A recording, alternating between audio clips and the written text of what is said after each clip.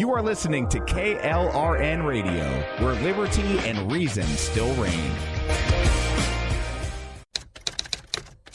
All writers are prone to becoming so attached to our characters and stories that we struggle to see why a passage may not be working.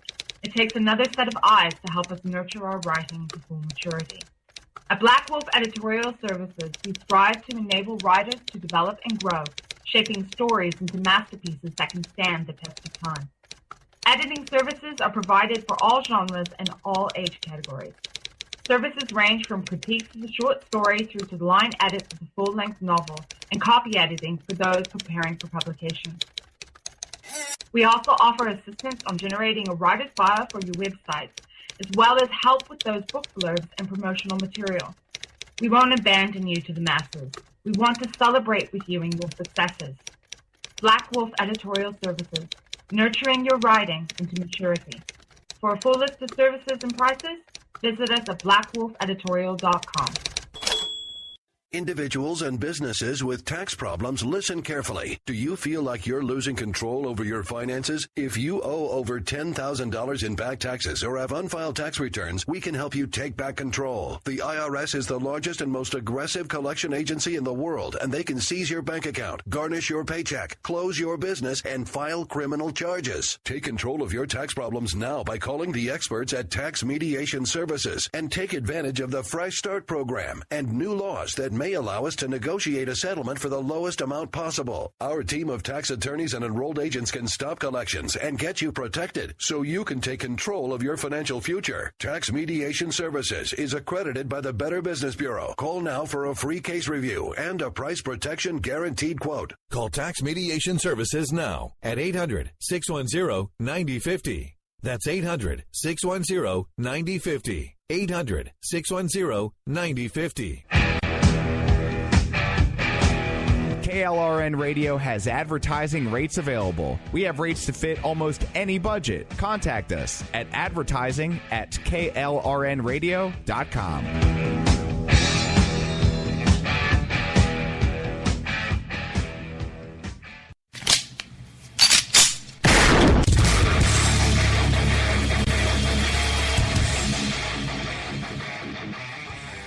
This is Slickery Trigger for Rebel Road Tactical. With proper care and feeding, your pistol will be ready when you need it, there to save your life. Shouldn't your gear be that good? Whether you need a holster for comfortable everyday carry or a tough-as-nails holster for your next training course, Rebel Road Tactical has what you need.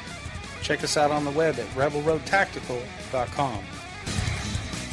Tired of paying outrageous prices for Viagra? Well, we have great news for you. Now you can finally get Viagra at huge discounts. Healthy Man allows you to save up to $500 on Viagra. Why pay U.S. pharmacy prices of $15 per pill or more when you can get Viagra for less than $3 a pill? Call today and get 40 Viagra pills for only $99. This can cost as much as $600 at your local pharmacy. You can't afford not to call us. If you want Viagra at the lowest prices, never pay $15 a pill pharmacy prices again. Get Viagra for less than $3 a pill. Call 1-800-516-7602 today and save up to $500 and get 40 pills for just $99. Healthy Man is fast, easy, and affordable. Operators are waiting at 1-800-516-7602 to take your call right now. Call 1-800-516-7602. That's 1-800-516-7602. Again, 1-800-516-7602.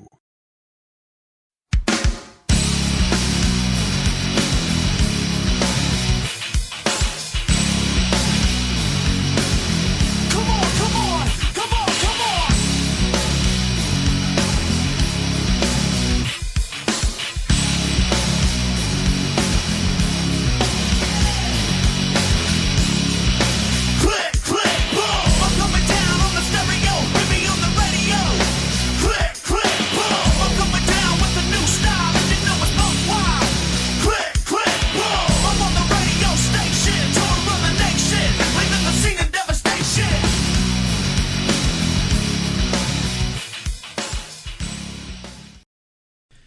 right, folks. Well, happy Friday night. This is Robinson and Wright. I'm one half of the crew, Rick. He's the other half, Dan. And it is Veterans Day, 11/11/2016, just a few minutes past the hour of 11, right here on KLRNradio.com. Now, before we kick things off in honor of Veterans Day, we do have something that I still really like a lot. It is actually an exclusive for KLRN Radio from Madison Rising with their new lead singer, Rio, and it is the Star Spangled Banner. What better day to play that than on Veterans Day? Here we go. This is Rio of Madison Rising, and you're listening to our acoustic version of the Star Spangled Banner here on KLRN Radio, where liberty and reason still reign. Oh, say, can you see by the dawn's early light what so proudly we hailed at the twilight's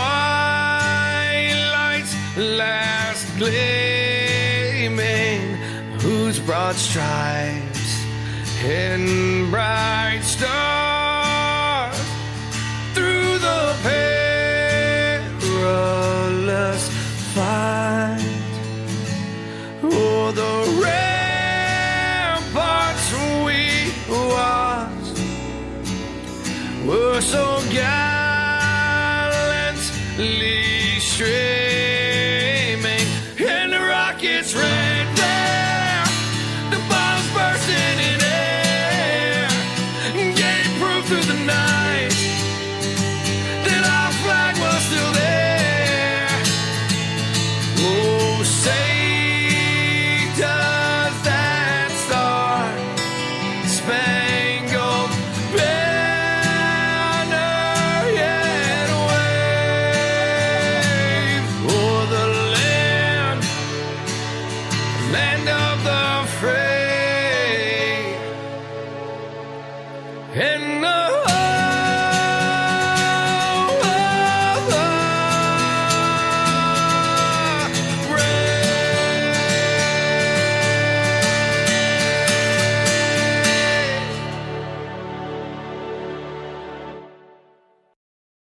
All right, folks, so again, that was Madison Rising's special rendition, an acoustic rendition of the Star Spangled Banner, an exclusive for KLRNradio.com, with an intro from their new lead singer, Rio, who's actually going to be joining us tomorrow on Finding Common Ground. We're going to have a bit of a panel show tomorrow. We're going to have Dave, the original leftist co-host, joined by the new liberal co-host who's been kind of having a bit of a meltdown since his whole world's been turned upside down because there wasn't a liberal landslide like he expected. And we're going to have Rio with us tomorrow, too. I figured it was only fair because Rio and I lean to the right, the other two lean to the left, so thought it was fair to at least let the kid have a little backup. But at this point, we do have Dan with us this evening. We also have a member of the Federalist Coalition with us this evening, and actually, technically, just in the interest of full disclosure, I am a member of the Federalist Coalition as well. So is Dan, and I'm not going to let the member who's joining us on the phone right now introduce himself. Good evening, sir. How are you? I'm doing well, Rick. Thanks for having me. My name is Don, and yes, I am a member of the Federalist Coalition, and it's great to be here. Always a pleasure to have you. Hey. Yeah. Oh, hey, Dan. I know you too.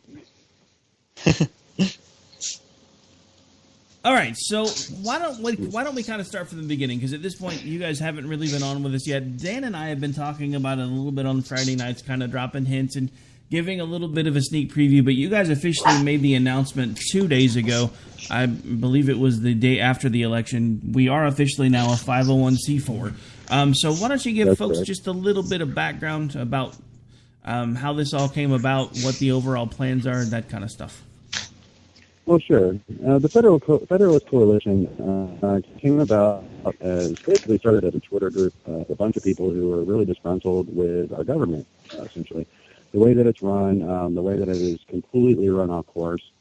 And we basically got together and started talking about it and decided that the main problem that, as we see it, is that our populace really does not understand our government and the way it was formed and the way it is supposed to be and why it would work if it ran the way it was supposed to run.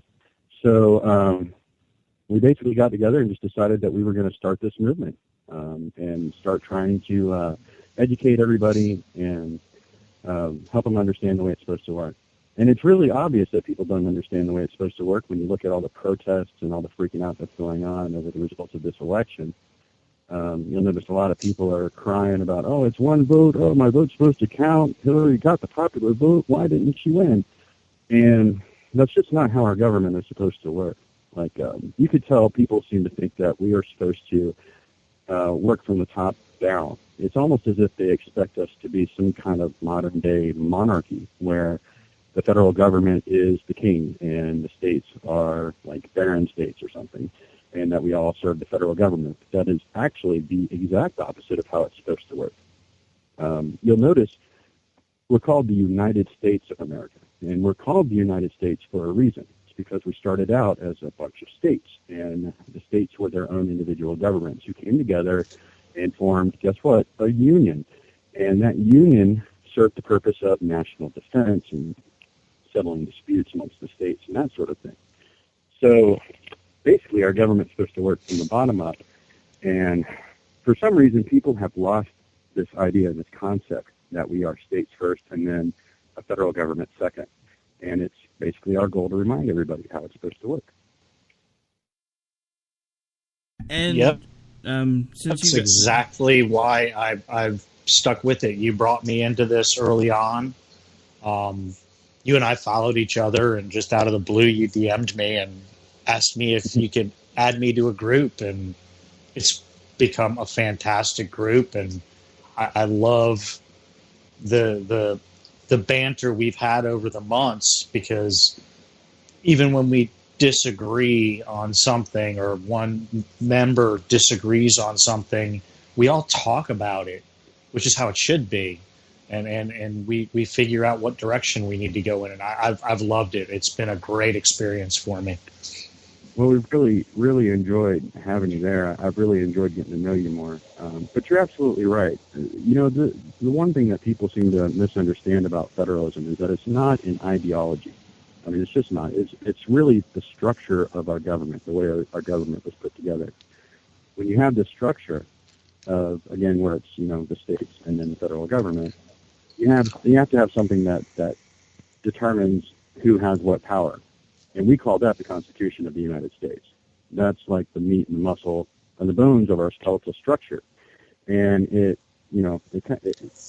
what people really seem to not understand sometimes, it's been lost through the years, is that, you know, our Constitution is also not an ideology. I mean, like, you know, we have Republicans, we have Democrats, we have Libertarians. Those are ideologies. That's why people can come together under federalism and have differences of opinion and the very specific things that the way we handle things, right? We can all disagree, but the one thing that we have to come together on and agree on is what the law of the land is. And that law of the land is the Constitution. And if people would just simply respect the Constitution, everything else would fall into place. I mean, there's room in this world for progressives, for conservatives, for libertarians. I mean, for pretty just about anybody, any ideal. You know, there's room for it. It just has to fit within the framework of the Constitution. And, you know, once people, I mean, that's the law, you know? It's like every time the federal government overreaches, it's technically breaking the law. And so that kind of thing drives me nuts. But those are the kind of discussions that we have. And so, yeah, like you said, when we have a difference of opinion, we can discuss it and talk about it. You know, sometimes we can persuade people to agree with us, and sometimes we can't. That's just the way it works. You know, we're a nation made up of millions of people. We're all from different, you know, religions and backgrounds and ethnicities, and, you know, we come from different places, and it's like we all have to find common ground, and that is what the Constitution provides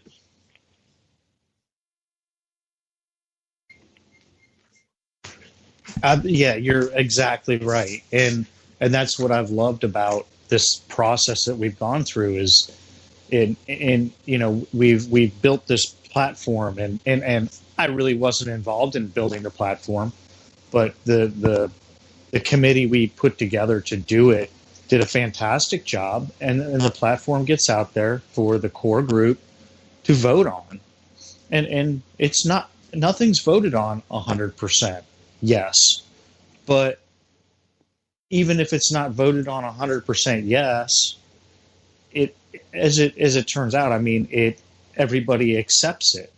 Not everybody is going to agree 100% on everything. We're all, everybody in the group, we're all fairly like-minded, but we don't all agree on everything. And what I love about it is we enjoy that, and that's the way it should be. It's not, arguments, it's discussion. We have a great conference call we did every week, and now we do when it's necessary. And it's great. We discuss what needs to be done and how it needs to be handled, and talk about what's going on, and everybody has input. And it's been an amazing experience for me, and I'm looking forward to it being a much more amazing experience. I mean, I think we're going to go through maybe times, but I'm looking forward to that too, and seeing how we handle it. Well, I can tell you, Dan. When the platform was put together, which people could view at www.thefederalistcoalition.com, it's under issues, and it's funny because I tend to think of myself personally as more of a strict constitutionalist. But again, we are a coalition, which, if people don't know, is actually an alliance of people come together under a common goal, which is federalism, promoting federalism in the Constitution. There are certainly things that I've disagreed on, and I voiced my opinion, and it's been considered. Sometimes I sway people, sometimes I don't. But at the end of the day, the point is that we are all, pushing towards this common goal. So even if we don't agree on every word or every little bit, our platform kind of, just offers ideas for discussion. These are suggestions, ways that we would like to see things come about.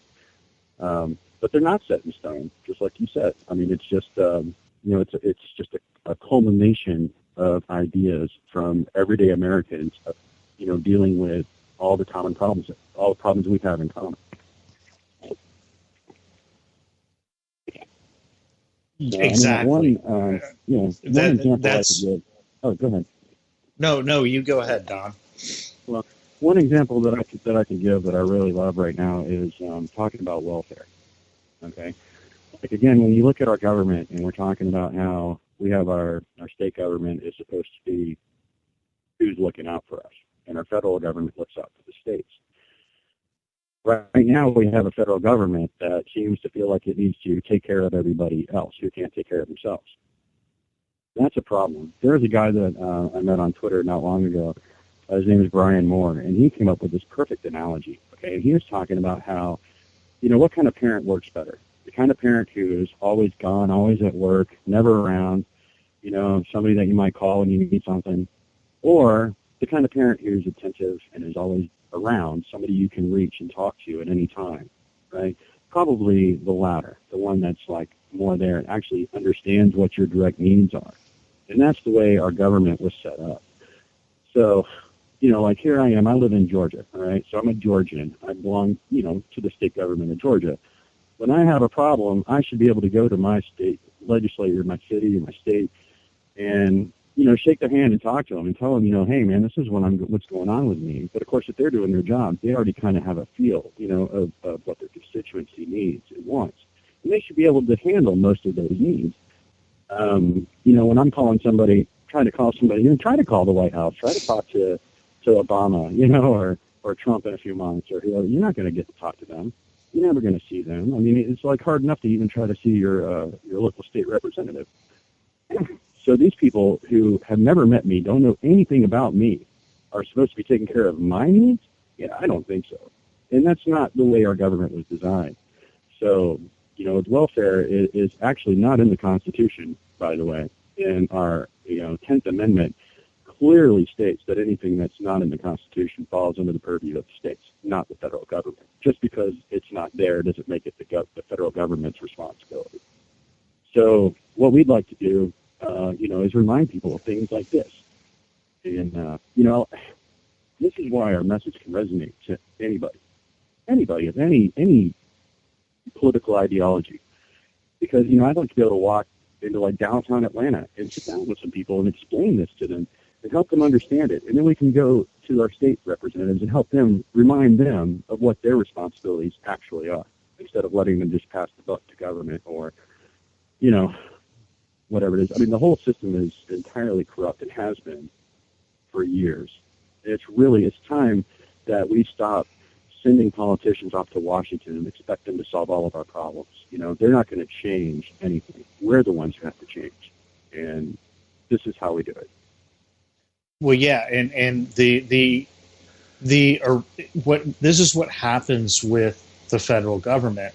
I mean, the original, and it's state governments too, but the original idea behind welfare was to help people that genuinely needed it. A widow, a widower with children, whatever. It was to help them.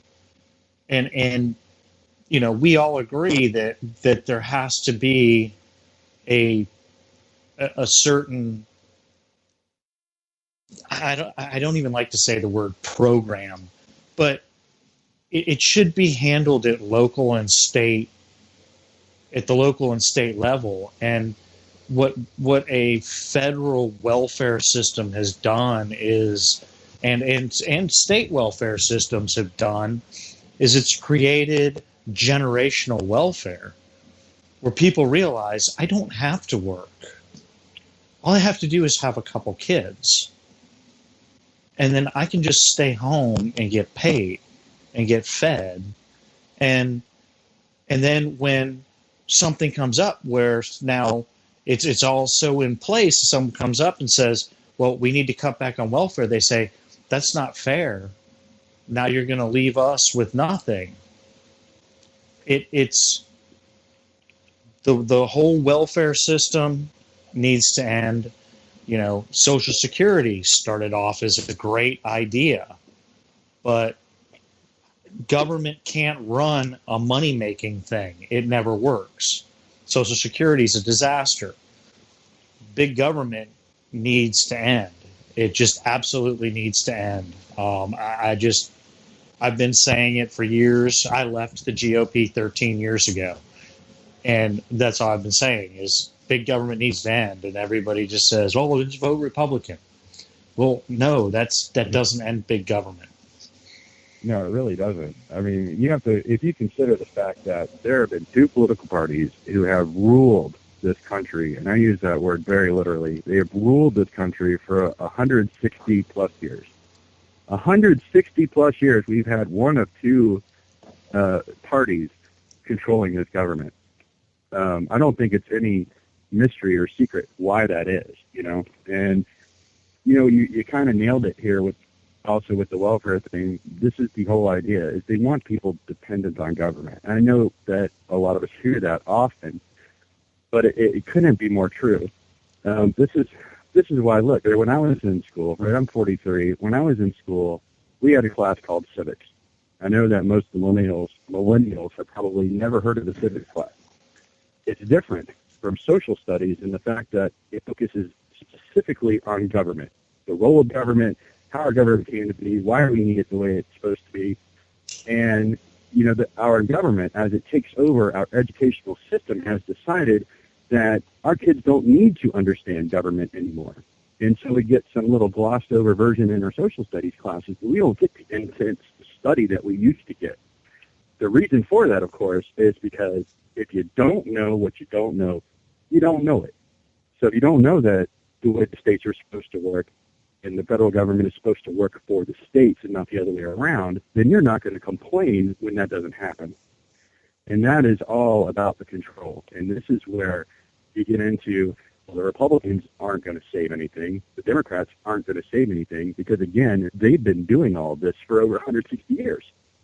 I mean, it's not a mistake that it's happening. It's happening on purpose.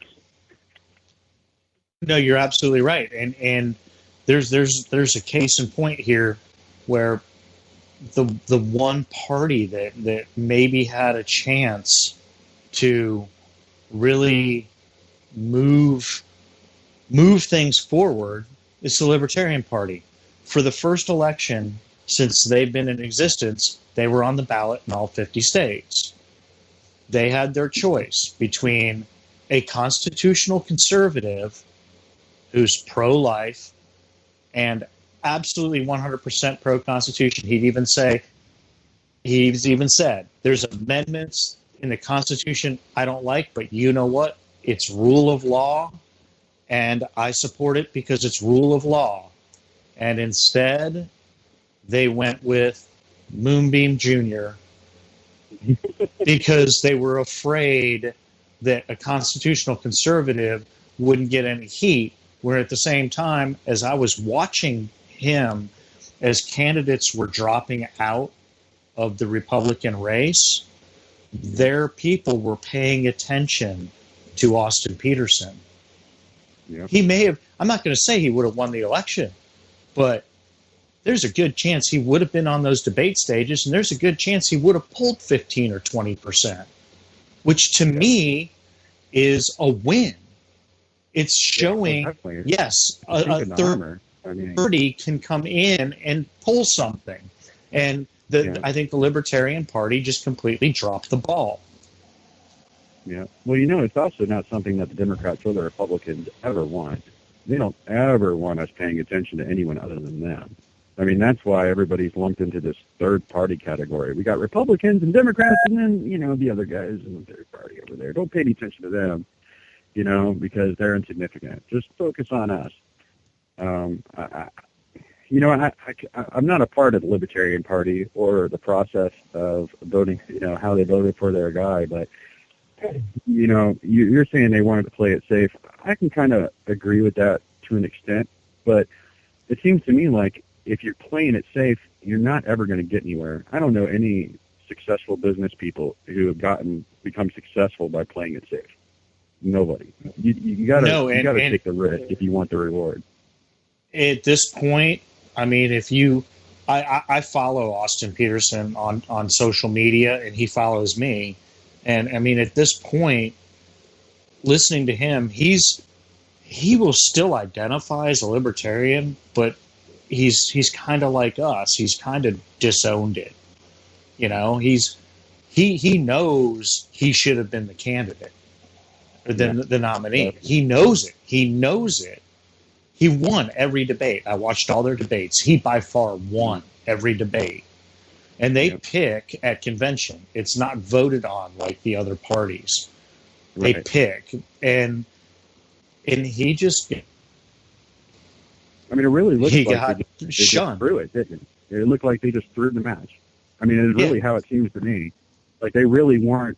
And, it's really unfortunate because they had such a great opportunity this year. I mean, because when I was 19, I was a libertarian, all right? And let my dad talk me out of it. He was like, no, you're a conservative. You should be a Republican, And so I was like, all right, fine, and I investigated it, and, it really didn't seem too far off, But at the same time, it's like, what have they really accomplished in, like, the last, 16 years? Not really a whole heck of a lot. No, they've accomplished in 16 years getting on the ballot in all 50 states, which essentially, if you look, and it's the one reason why I will just give him kudos, is the Evan McMullin machine in 2 months got themselves on the ballot or write-in in 42 states. What's the Libertarian Party been doing? What exactly have they been doing? See, that's a great point. But I also question whether or not they could have done much before now, because the Democratic Republican machine has really clamped down on this whole election process thing. This year, people started to pay attention in a different way, and that's what it would have made this election different for the Libertarians had they really gone for it. instead of just kind of being like, yeah, never mind. It's really exactly how I felt like they went at it. And, yeah, all they did was just make it easier. And you know what's funny is they put forth a candidate who was not really all that knowledgeable. He was a GOP guy for a while, right? Oh yeah, and, he was a Republican governor, and so was the vice presidential nominee. And neither one of them is knowledgeable. They're part of the whole thing, man. And then it's like they're just not. Man, I'm telling you, they really did a great job. The media did a great job of showing just how little Johnson knew about much of anything, except apparently smoking pot. He knows quite a bit about smoking pot, which is okay. He does. It's just that can't be your governing philosophy. No, it can't. And with the blood, it just doesn't work. And that's where Austin Peterson was different. He doesn't smoke pot. He believes in individual rights to be able to. I mean, one of my favorite quotes from him is, "I believe that a gay married couple should be allowed to defend their marijuana field with automatic weapons." And it was a tongue-in-cheek, isn't it? Yeah, it's a tongue-in-cheek quote, and he says it, but it's kind of true, you know. Very true. It's about one thing. I'm sorry. That was the one thing that really helped me that's what really turned me on to Austin Peterson, to be honest with you. It was that quote, because that quote is the epitome of freedom and liberty. And it's all constitutional. Absolutely. You know, there's nothing in it that violates the Constitution. That's why I was like, with Trump, I really don't mind at this point. He's earned his place. He manipulated and worked the system and got his place. So, you know, as much as people will hate me for saying that, I'm ready to let him, you know, succeed or fail all on his own. Because, you know, all he has to do is stick to the Constitution. That's all any of these people have ever had to do. And he will probably not do that, just like all the rest of them. And so, you know, I'll just let him mess it up on his own. But just know that we're watching, man, and we're educating people, and we're not going to just, you know, the Federalist Coalition is not going to just let things lie. You know, that's why we weren't really too fazed by Trump winning. I mean, I was surprised personally. I knew he'd win the primary, but I thought for sure he'd lose to Hillary. And honestly, that was because I had lost all faith in this country. I really had. I was just like, yep, Hillary's going to win just because of, you know, her vagina or whatever. You know, the nonsense policy that she comes out with that just makes everybody feel good is going to win. And I was actually pleasantly surprised in a sense that did not win over. Now, granted, what won was emotional content from the other end, you know, the anger and the vitriol and all of that. But, you know, at least, you know, I don't know. I'm trying to look for the bright side in it.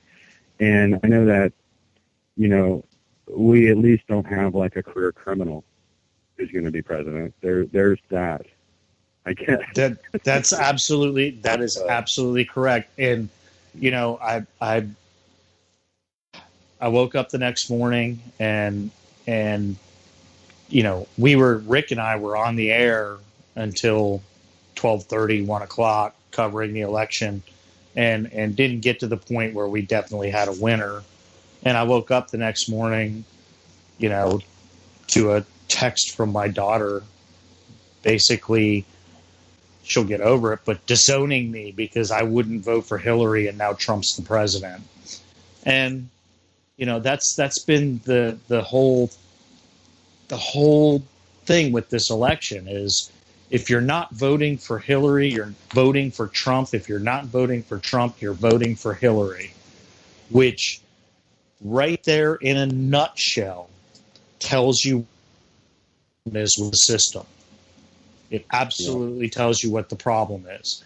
And yes, you know, the silver lining is that I'm keeping my fingers crossed, but the silver lining is that Hillary's political career is done. We don't have to worry about her anymore. And yes, I hope that I'm proven wrong, that Trump was the wrong guy. I hope that he is a great president, because that's what we need. I will hold his feet to the fire. And I'm sure a lot of people feel that way. We will hold his feet to the fire and make sure he does what he's supposed to do. He's waffling already. I mean, he's... You know, it's kind of ironic, because this is exactly how I felt when Obama got into office. I was really upset about it, man. Hope and change, are you kidding? That's your platform? But he still won. And then after everything he did in his first term, he managed to win handedly in the second election. And so I'm sitting here thinking, well, gee, man, this really stinks. But you know what? He earned it one way or another, president. So I guess we'll just let him do what he does. I'm the best. You know, I care about my country, and I care about us, and I want our country to succeed. So it's not like, I'm rooting for any president to fail. I'll fight tooth and nail against them if I think that, they're violating the Constitution or don't have a constitutional platform. But once they're in office, man, it's up to them to decide what to do. And you're right, man. We're not going to, Trump takes that oath, man. From that moment on, man, we're going to be holding his feet to the fire. And that's a Federalist Coalition stance as well. Yeah, absolutely. We're going to be out there preaching what it's all about. Go ahead. I'll root for him. I mean, he's the president. And like you said, I mean, same way with Obama. I didn't vote for him. I didn't want him to be president. He won in 2008. Okay, you're the president. Go do what you're supposed to do. And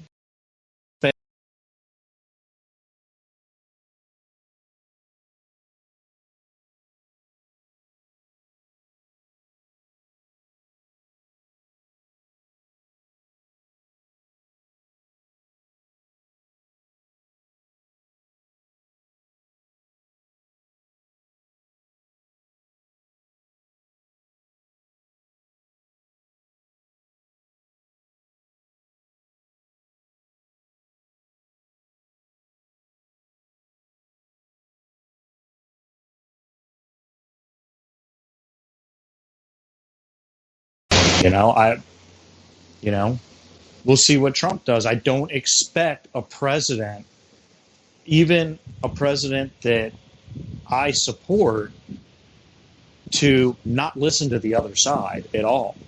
I don't expect them to do that, and I don't think that's right. Case in point, Ronald Reagan. It is a give and take. It has to be a give and take. With Obama, it was just take. Right. Well, I know that's what we're afraid it's going to end up being with Trump. He's just going to be the Republican Obama. But there are things that we can do as individuals and together as a group or a coalition in order to try to prevent this kind of thing from happening in the future. And that's really just to educate everybody as to what our government's supposed to be and promote that and push it. And help people understand how the Constitution helps everybody and how it fits. I know a lot of people, they like to complain about the Second Amendment and saying, oh, well, the founders were talking about muskets, not automatic weapons. And, that's true.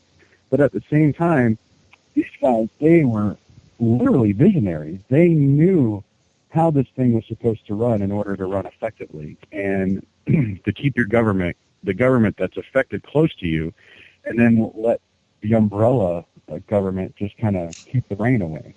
And, I feel if we continue to push that and to educate people, and I keep saying educate people, and again, it's just because people just don't understand the way it's supposed to work. And if we can convince people, that the founders' vision is true today as it was in the 1700s, then I feel like the people could really take the power back. All this outrage and the protests and flipping police cars and burning the flag, none of that is going to change anything. I mean, it's really not. In fact, it might even be something that our federal government wouldn't mind happening, because the more out of control we are, the more control we need, right? So it could lead to any number of things: martial law, suspending the Constitution. I mean, people really have no idea the can of worms that they're walking into, that they're opening up and just chugging, because this stuff is gonna end us as a free nation. Yeah, and you've got groups like Move On, who are petitioning are having people sign a petition to have the electoral college delegates change their vote from Trump to Hillary. Oh my gosh, yeah. See, that's the thing that people, I've heard this, man. One voice, one person, you got more votes. So what's going on? This is what people don't understand our government. We are not a government of millions of just individuals. We have states. When you cast your vote, you're casting your vote for how your state will vote, not how you vote. You know what I'm saying? It's not like, that's why we have the Electoral College. It's like, it's like when everybody in Georgia votes, we all decide how Georgia will vote. Everybody in California votes, they decide how California will vote, because we're individual states who are a part of a union, not one massive government. And people don't understand that.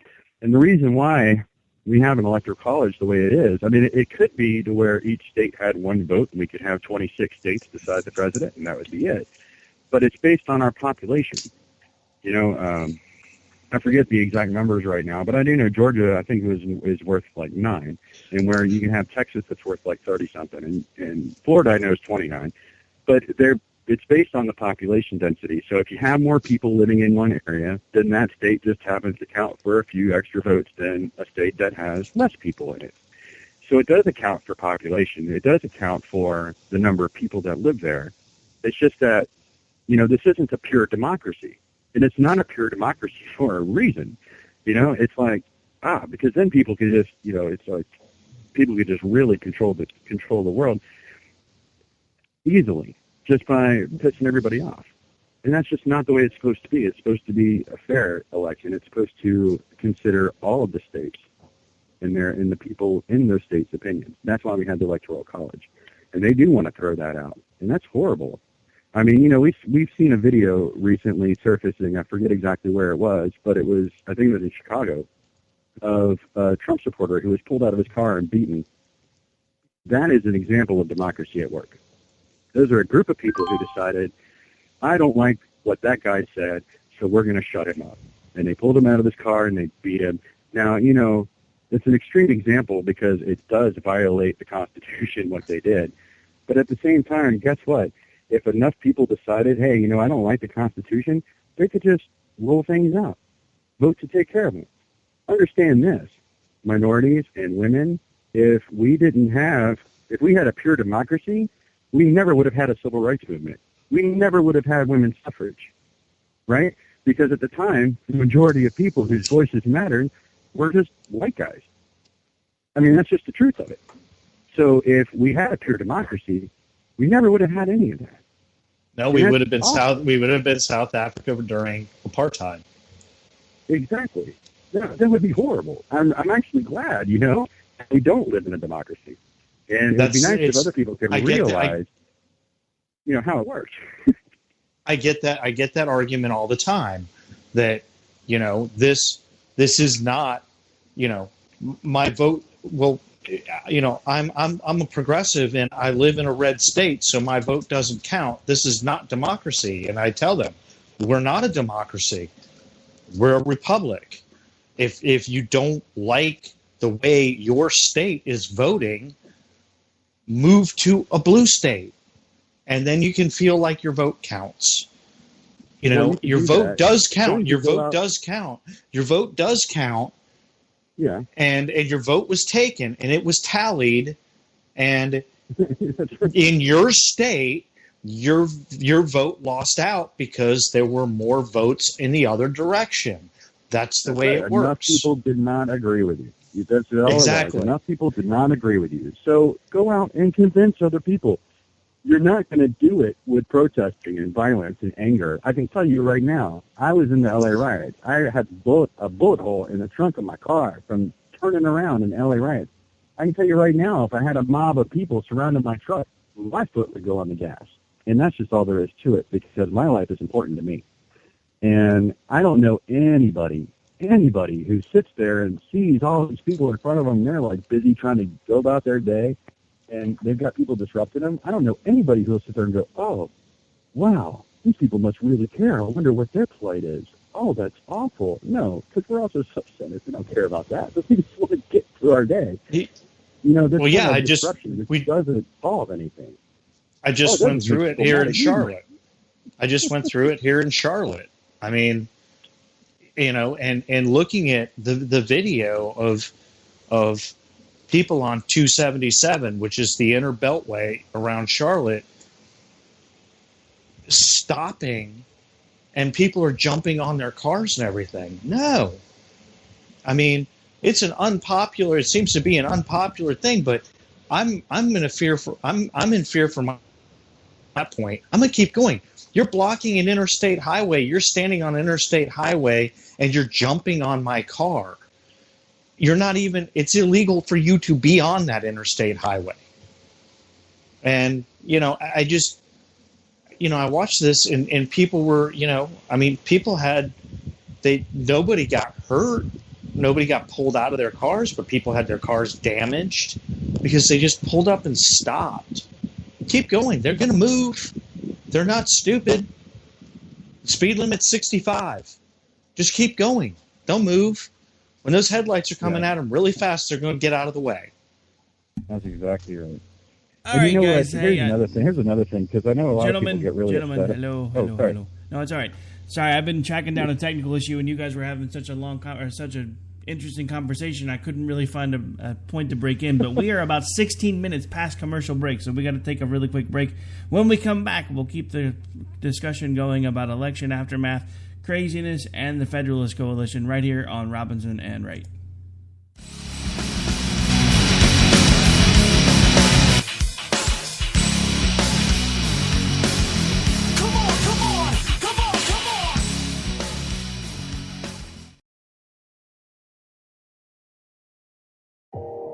You are listening to KLRN Radio, where liberty and reason still reign.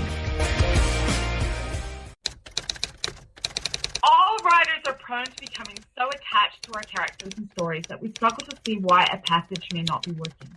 It takes another set of eyes to help us nurture our writing to full maturity. At Black Wolf Editorial Services, we strive to enable writers to develop and grow, shaping stories into masterpieces that can stand the test of time. Editing services are provided for all genres and all age categories. Services range from critiques of the short story through to the line edits of the full-length novel and copy editing for those preparing for publication. We also offer assistance on generating a writer's bio for your websites, as well as help with those book blurbs and promotional material. We won't abandon you to the masses. We want to celebrate with you and your successes. Black Wolf Editorial Services, nurturing your writing into maturity. For a full list of services and prices, visit us at blackwolfeditorial.com.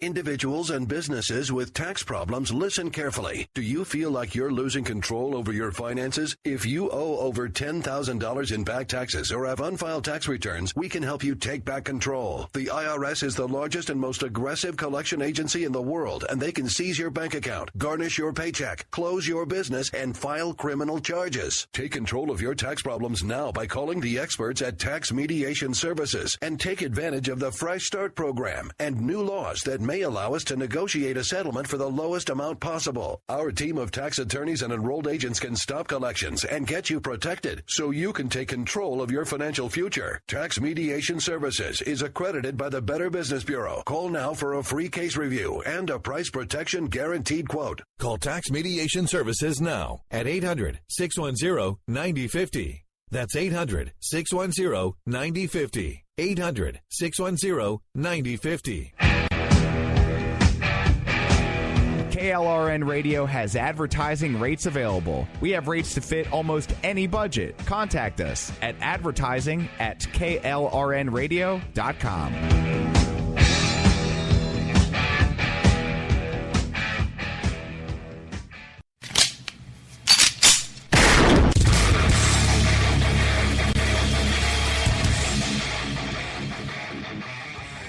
This is Slickery Trigger for Rebel Road Tactical. With proper care and feeding, your pistol will be ready when you need it. There to save your life. Shouldn't your gear be that good? Whether you need a holster for comfortable everyday carry or a tough-as-nails holster for your next training course, Rebel Road Tactical has what you need. Check us out on the web at rebelroadtactical.com. Tired of paying outrageous prices for Viagra? Well, we have great news for you. Now you can finally get Viagra at huge discounts. Healthy Man allows you to save up to $500 on Viagra. Why pay U.S. pharmacy prices of $15 per pill or more when you can get Viagra for less than $3 a pill? Call today and get 40 Viagra pills for only $99. This can cost as much as $600 at your local pharmacy. You can't afford not to call us. If you want Viagra at the lowest prices, never pay $15 a pill pharmacy prices again. Get Viagra for less than $3 a pill. Call 1-800-516-7602 today and save up to $500 and get 40 pills for just $99. Healthy Man is fast, easy, and affordable. Operators are waiting at 1-800-516-7602 to take your call right now. Call 1-800-516-7602. That's 1-800-516-7602. Again, 1-800-516-7602.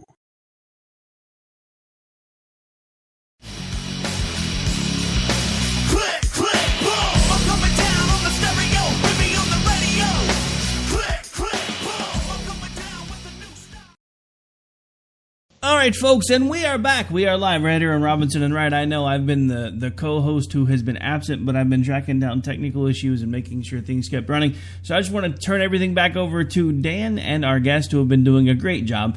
And Dan, go ahead and take it away. Well, yeah, we were talking about the protesters, and Don, you made a very good and interesting point while we were on break there, that you came right out and said you feel sorry for them. And, yeah, absolutely. And I really almost feel sorry for the people who are hating on them so hard, because they're just missing the point. And the point is that these protesters, I mean, they're just ignorant, and I don't mean that like as if they're stupid. I mean, they're just uninformed. They don't understand how our government's supposed to work. So when it doesn't work out the way they think, they feel like, they're disenfranchised and that no one's listening to them. And it really angers them. And the only way they can see to get attention or to make their point known is to lash out. And that's what they're doing. But it's like if they only knew better, they only knew how it was supposed to work in a proper way that they could go about bringing proper change, this could all be going down so completely different. And it's just not. It's just that they don't know. And so they're acting out. And then everybody's looking at them and getting shocked and going, oh my gosh, these people are stupid. They're not stupid. They're just uninformed. And so they're a product of our current educational system. Is exactly what they are. Right.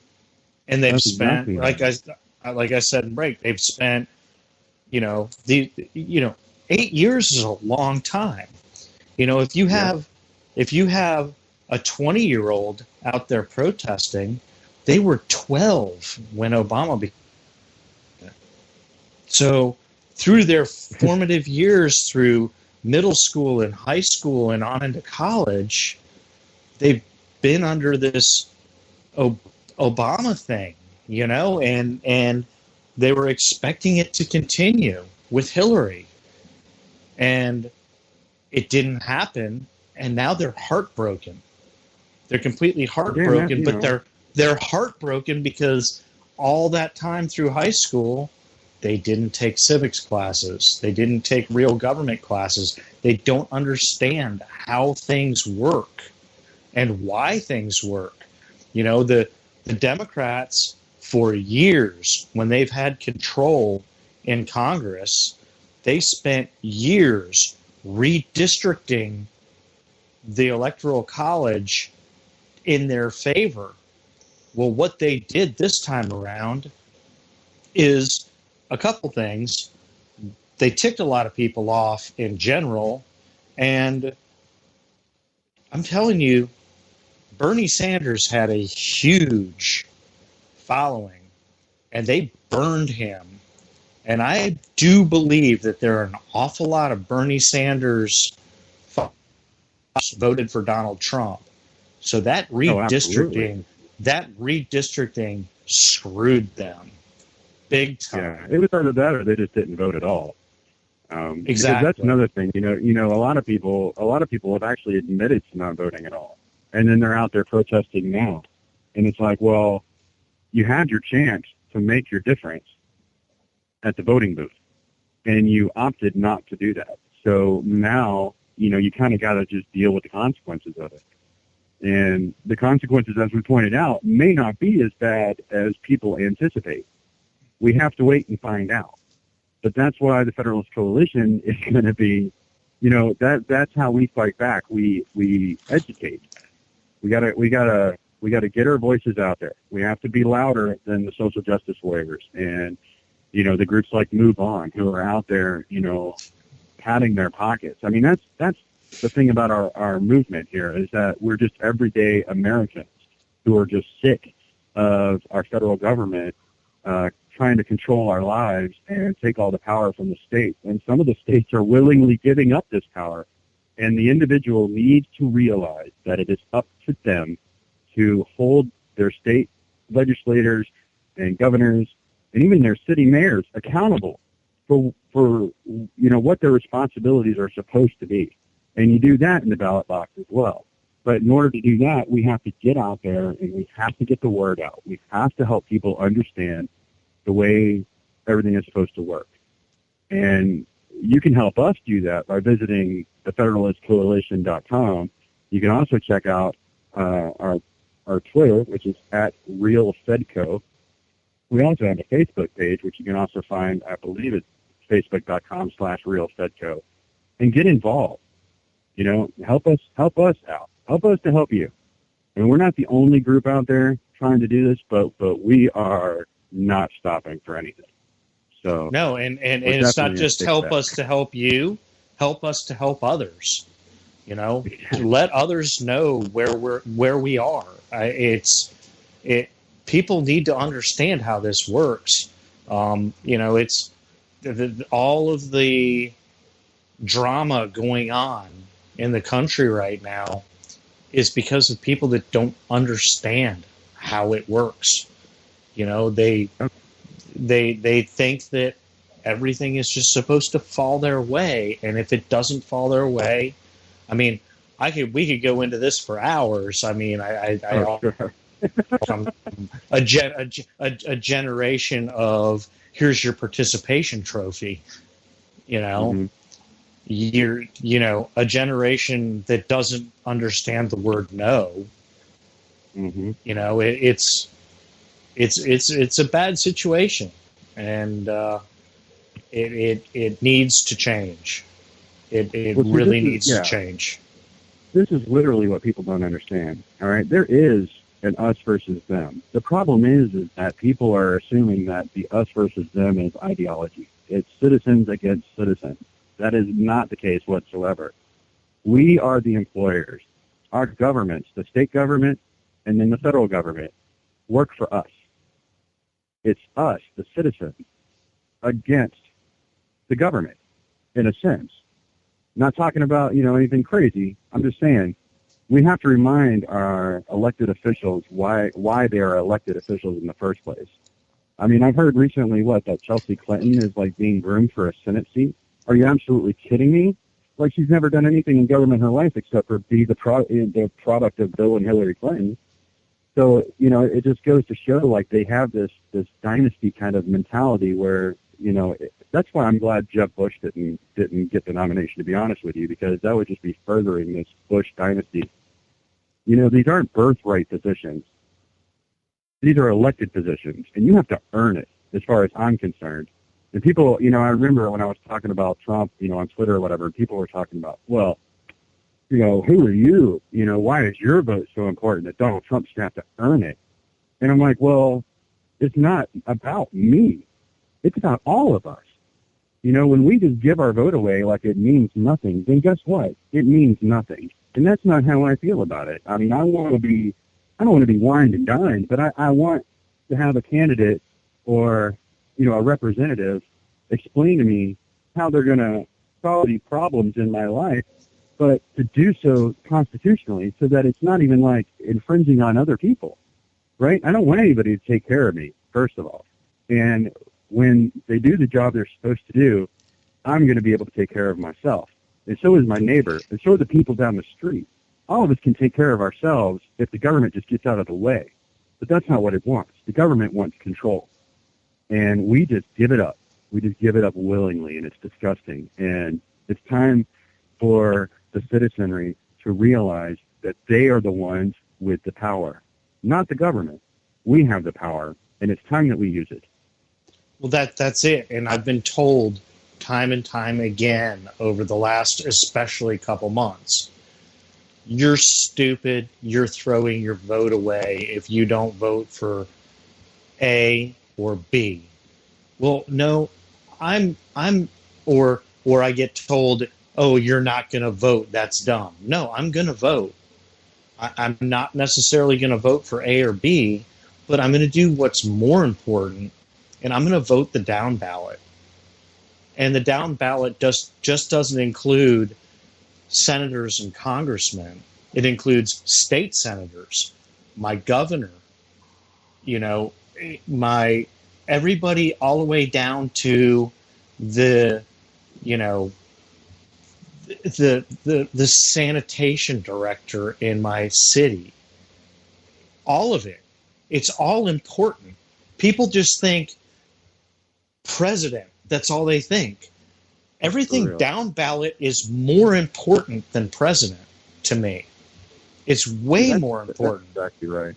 Look, man, I had a discussion yesterday about all this, and somebody had mentioned the school board, the local school board, right? It's not something that you think of as being government, but it certainly is. And, I was like, well, if people would go to their school board meetings, they would have more of a say in what happens. And then somebody said, well, when people go to their school board meetings, what they find out is that the school board is crippled by the federal government, and they have to do what the federal government says. And I'm like, well, that's the problem. If more people went to school board meetings, they would realize that. They would see the overreach. I mean, literally see the overreach of the federal government and realize that, hey, maybe this isn't what they're supposed to be doing. Maybe our school boards should be, dealing with our schools themselves when they actually know what our students need. They understand our economic and social conditions locally, not the federal government. And that's what drives me nuts. You're absolutely right, man. Absolutely. It all starts from the bottom up. We have to take control of our local governments and, hold them accountable for what they're supposed to be doing and not letting them just hand it all over to the federal government that knows really nothing about us. Absolutely. I know so many people that say all they ever vote in is in presidential election years. When there's a vote, whether it be local, county, state, I'm there and I vote. And I go in there and I walk in and there's nobody voting. Sometimes I feel like I'm the only one. Am I the only one that voted today? It's ridiculous. People need to understand that they can't, I won't say they can't complain, but they really shouldn't complain about their school board, their mayor, their state senator, their state House of Representatives, or their governor if they're not going to vote for them. Yeah. Then they need to either themselves educated or be quiet. I'm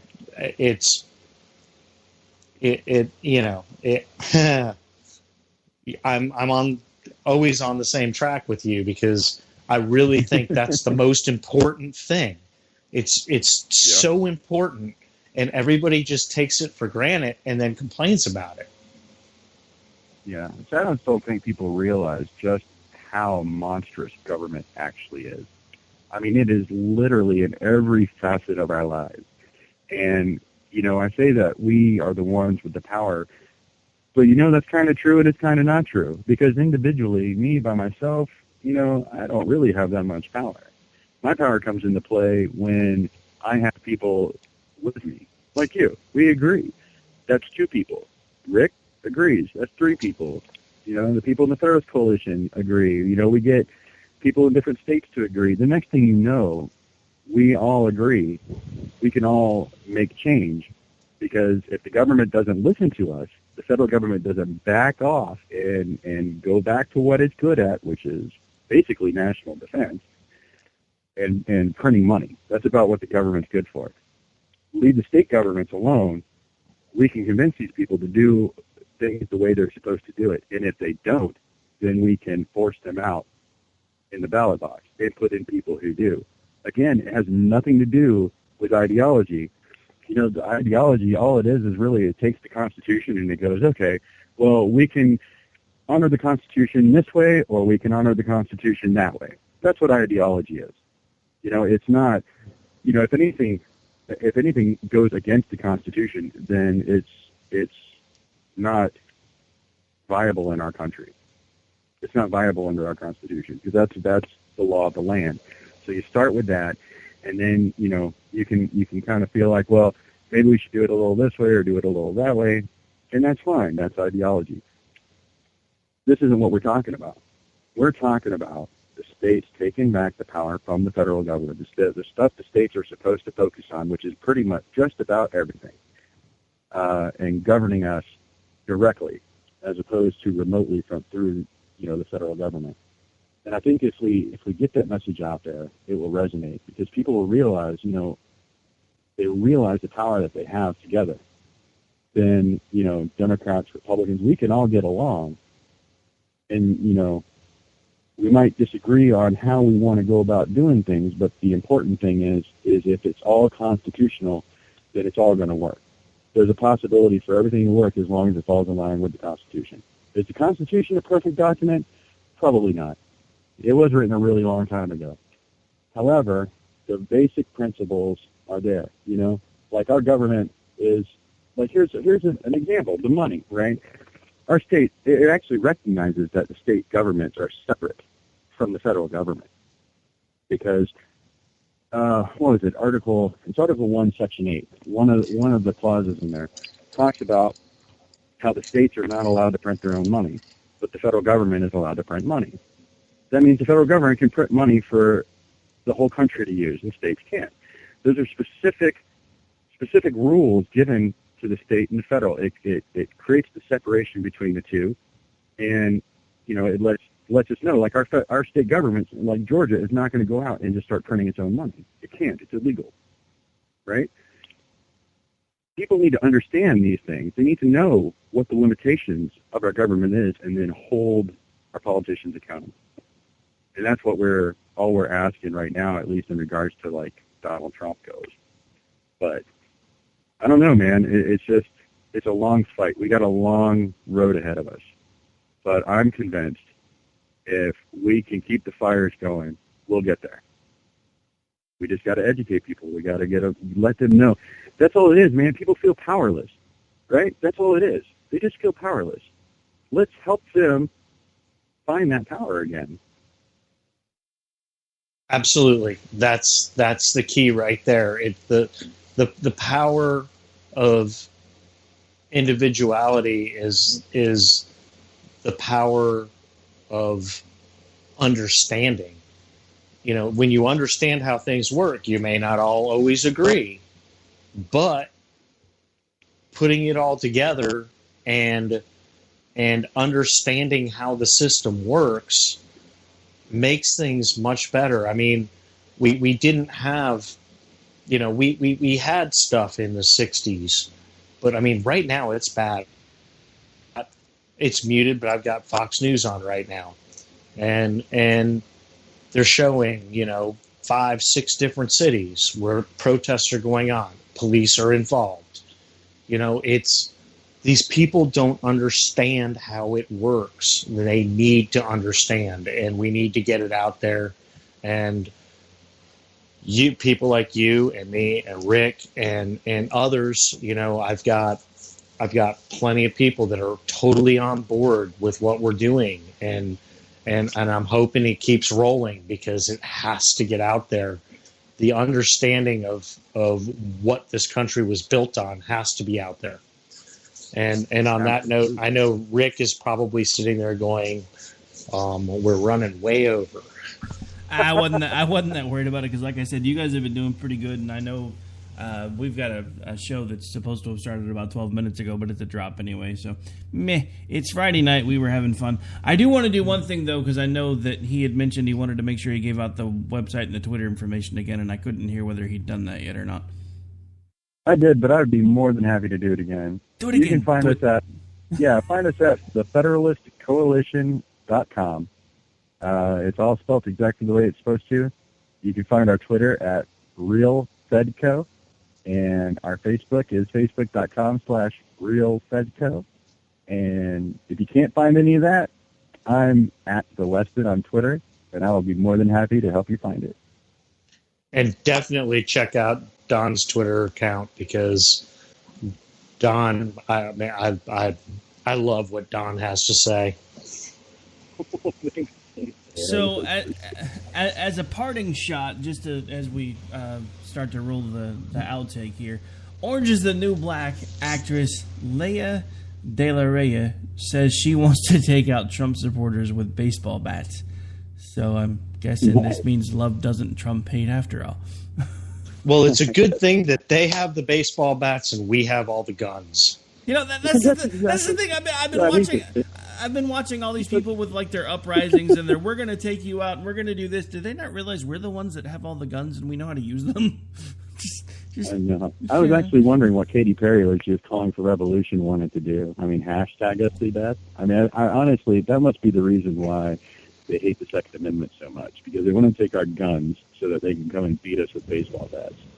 Well, I don't know if you know what, when I'm walking around, yeah, that's exactly right. When I'm walking around and I'm thinking I'm swinging a baseball bat, because it's something that I can do to keep my hands busy. I quit smoking like almost 2 years ago, so I've still got that thing. You know, I get the jitters and stuff. So I like to walk around with a baseball bat in my front yard. So, you know, I'm just saying. I mean, I don't want to fight anybody. I think it's awful. I think that we can all do this peacefully with education, you know, but just don't come at me, bro. It's all I'm saying.